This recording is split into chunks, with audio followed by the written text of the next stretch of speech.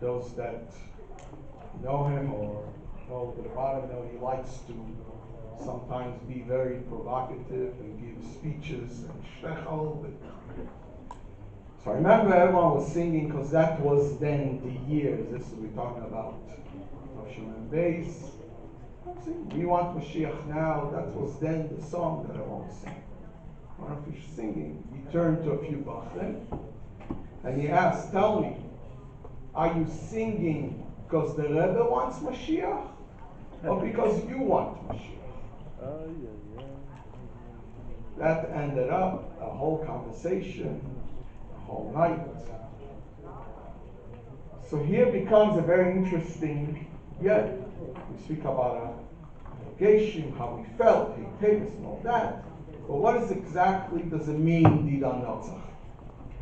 So it happens to be that the last few days there was a WhatsApp that was going around and a speech from Rabbi Mentally called Shalom when he spoke on the celebration of Heitevis Tafshin Mem Zayin. What happens to be Rabbi Mentlik was a Yid that went every day to the court case. And not only this, he was wearing with his galtel. He sat there every day. Didn't understand a word, but he was there. And I have a story with him. It was after Hanukkah. I was in New York then. My father was also, maybe some Montrealers may remember, my father was here then for Shalom Shriki's wedding. And because I remember he was screaming to the crowd, "What are you doing here? You all need to go to New York and go to the court case." But anyways, so I was taking my father to the court case, to the courthouse. And when I Mentlik, I was there, my uncle David's room. So Mentlik heard that I'm taking my father. Says, "Could you take me too?" I said, "Of course." My car was on President Street. I had to go get my car till we come around a little bit of the traffic in Crown Heights. Till I came in front of 770, I was a little bit late, 5 minutes, 10 minutes. I came out of the car, and Rabbi Mentlik started to scream at me. He was so upset. "Wie kannst du sein spät?" Screaming and yelling. I felt so bad. But I saw there was something deep there that he felt he has to be there. So anyways, in this speech that he gave, that went around, so he's quoting, first thing is that he mentions a known thing, Vayaminu B'Hashem u'Moshe Avdoi. So there's a famous Mechilta. That's the only way you're going to be Vayaminu B'Hashem, if it's going to be also B'Moshe Avdoi. Vayaminu B'Hashem on its own doesn't work. It has to be that you have a Huna in the Eibishter and then in Moshe Avdoi. But then he's quoting a Sikha. He's quoting a Sikha from the Likutei Sichos Chelek Dalet. I looked it up. And this is a Sikha of Yud Beis Tammuz Tafshin Yud, right in the beginning. So the Rebbe writes there as follows. The Rebbe says there's different types of miracles. Different types of miracles. And the Rebbe starts to count them one after the other. He says there's a miracle that happened to your teacher. Then there is a miracle that happened to your father. And the Rebbe there makes a difference if it happened to your father before you were born, or it happened to your father after you were born. And then he says there's a miracle that happens to the individual, to the persons themselves. To the persons themselves. So he says the miracle that happens to the persons to themselves is greater than the others. He says like this, that the miracle that happened to your teacher doesn't come to your father, because your father, besides that he brought you into Olam Hazeh, also partially, mixas, he also brings you to Olam Haba. Compared to your teacher, that he only brings you to Olam Haba. But then there is a miracle that happens to the individual himself. Says the Rebbe, all this is fine. This is in the base Talmud of Shiyud. It doesn't come to a miracle that happens to the Nasi Hadoyer. A miracle that happens to the Nasi Hadoyer is be'ein aroich, no comparison whatsoever, even to a miracle that happened to you yourself. And the Rebbe goes in to explain, because the Nasi, the Rebbe, includes everyone. It's like the head that includes all the parts. So when you think from that point of view, the idea of Didan Notzach, realizing Hanasi hu HaKoil, the Nasi, the Rebbe is everything, and we all are included in it, that's a whole different story. The Rebbe said in the Sikh of Heitevis, he right away, he did it before also, but that was very clear on that day itself, on Heitevis itself, he compared it to Yudas Kislev. He says, same as in Yudas Kislev, there was a Kitrug, and there was a Kitug on Teres Achsidis, and the idea of that was that then afterwards he should do even more. So the same thing over here, there was a Kitrug, and therefore we need to do even more. But this whole idea, and I remember then when there's the whole celebration, and was when everyone got together, and Nat Lewin spoke, and different people spoke, and then Rabbi Yoel also spoke, and that also went around. But one of the points that he brought out that was quite strong, that this is even stronger than Yudas Kislev itself. Because on Yudas Kislev, the whole Kittug was on Teras Achsidis. As we know the story, the Rebbe mentioned it quite a lot of times, with the Baal Shem Tov and the Maggid visiting the Alter Rebbe in jail, and his question, what's that all about? And they told him because he's spreading too much, the Teras Achsidis, and he asked, should I stop? And they told him, no, it needs to be continued even more. However, by Heitevis, so in other words, Yudas Kislev is about the oil, the light, Teras Achsidis. But Heitevis was about the moel, the essence, the luminary itself. That's what was all about. One of the things that the Rebbe was screaming about in Tafshin Memhei, one of the bases that he mentioned, that he thinks that there was a Levaya from the previous Rebbe, and that's it. And it's over.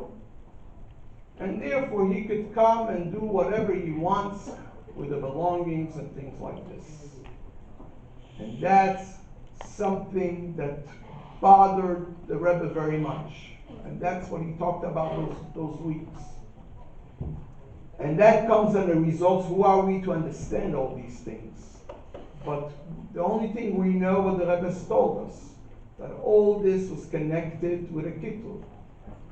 And therefore, that was a Kittug on the Moer itself. So therefore, when it was the Didan Notzach on Heitevis, that's what the celebration is. So l'chaim, we should be able to connect with the Rebbe. And I want to bring out another interesting point, that in It's interesting, a lot of these siches, because the Rebbe, we talk about the Frierdiker Rebbe, so he spoke about Yud Beis Tammuz. So in Yud Beis Tammuz, Tafshin Yudalet, in that same Likutei Siches, in the back, there's these siches. So when he talks about his kashrus, the Rebbe brings out that his kashrus has to be where he takes every point, every avenue. He starts with, it has to be, in other words, and that's what I'm saying, you could scream and talk about gaguim and yearning and we love the Rebbe and all this is fine and good, but then it has to come down in Maaseh B'Poel. And the Maaseh B'Poel is that our hiskashus is in machshava, the Rebbe says there, in dibur and Maaseh. Koyach HaMachshava, that we should think in all the things of the Rebbe. And dibur, we should learn all the Rebbe's things. And Maaseh, we should do all the Rebbe's heilas. And the Rebbe doesn't stop. And the Rebbe continues and says the same thing in midos, the same thing in seichel, in our emotions, in our intellect. All that has to connect. In other words, when we do all these things, then it's a full iskashus. It's not just in one point. It's in everything. In that sikha happens to be, the Rebbe gives a little bit of I'm not going to say a way out, who are we to say these words, but he says, if someone it's hard for him to do all these things, then he should do tzedakah and support the Rebbe's moistus, because when he gives tzedakah, this is chayin nafshay, as it says in Tanya. But the iskashus has to come down in all the levels. So l'chaim, that we should be able, at least as a achlata teva from today, we're able to be meisiv in learning in Teras, in the Rebbe's Torah. It happens to be, there's something out there that I'm sure you all know. There's the project called Project Likutei Siches. That's something very special, and it's basically 2 siches a week where you join many people of learning these siches, unbelievable, gaining, finding out the Rebbe's Torah. I have a kriyas with an individual by me, not necessarily as a shaykhus, that we started to learn over a year ago. It's unbelievable. Every week we learn a sikha of the Rebbe. Maybe should help, that we should be able to bring all these things down to us in our hearts. Beficha, bilvavcha, la'asosei, l'chaim, l'chaim.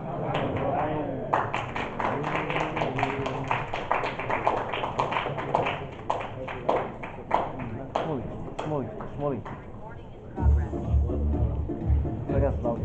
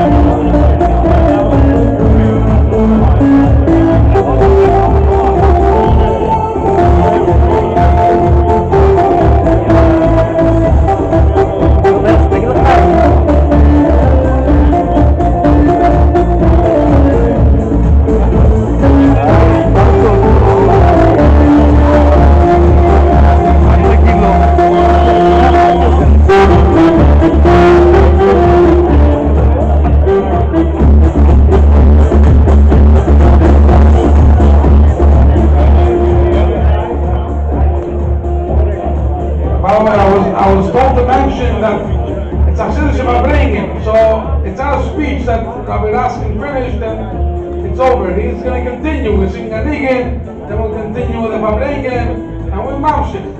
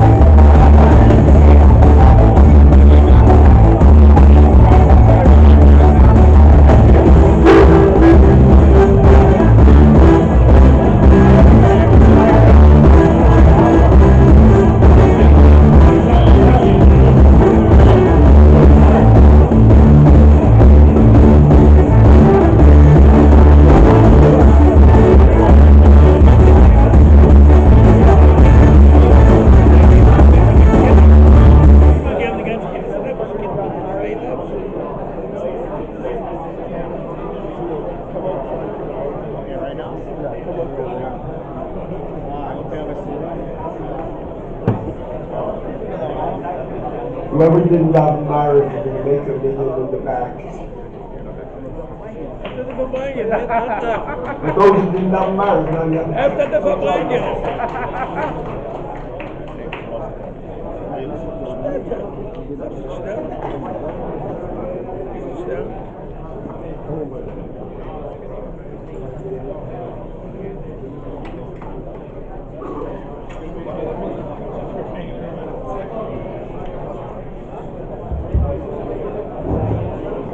Okay, as we said before,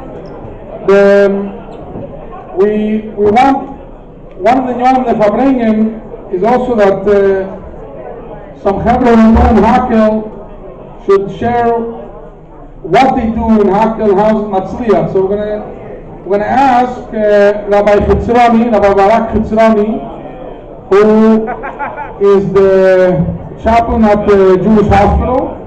And he is very involved in the Yonim of Hakel in the hospital, so we'd like to ask him to say a little bit of what he does.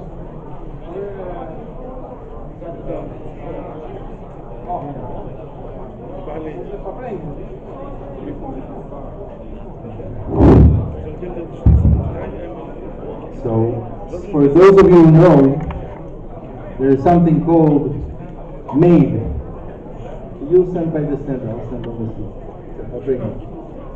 So, something here in Canada that is called MAID. It's not someone that comes to help you at night or during the day. MAID is the abbreviation for Medical Assistance in Dying. And sadly, it's something that grows more and more. Yesterday, I was called to see a patient that decided, that he would like to have a maid. And the government is doing this chesed, such a chesed hane'elam, a great kind of a kindness, to such an extent that the doctor is prohibited from writing the cause of death. Meaning, it has to be something else with the heart, they need to put something else. But they can't write that it's me, probably because they want to be such a tzaddikim nistarim that no one will know about the great chesed that they're doing with people, with me.